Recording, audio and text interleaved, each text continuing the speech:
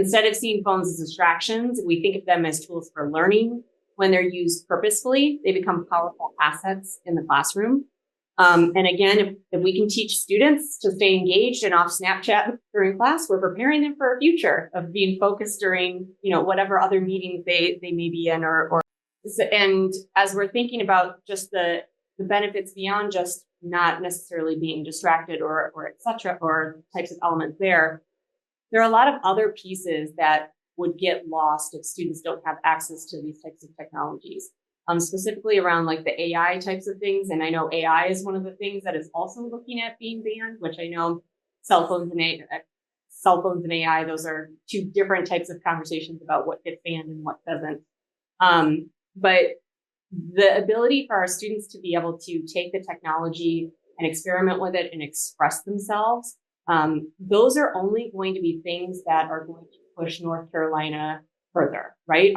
If we're producing students that aren't able to use those technologies to express themselves, they're not going to be as competitive as maybe other states that do have that capability, right? To explore those ideas of like, what does this look like? How can I use this in appropriate and ethical ways? And I think that's the other challenge as well. If we don't show students how to use it appropriately, then what's happening on the other side? What are the unintended consequences of that?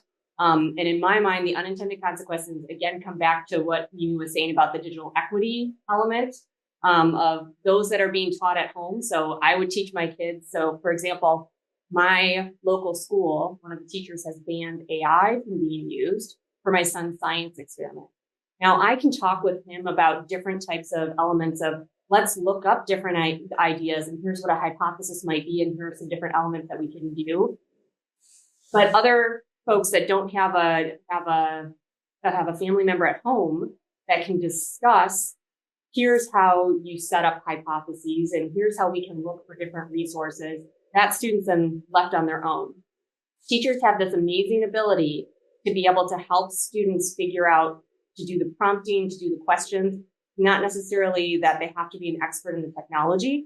They just have to be an expert in facilitating those important conversations with the student to get them to think about, now you used it this way. Do you feel like this is a good use? Like, what could we have done better? Or how could we have approached this differently?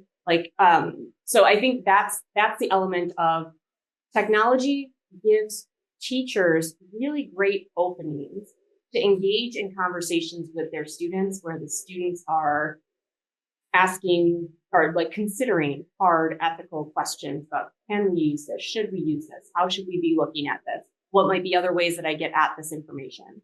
So it goes back to that creative element in scaffolding that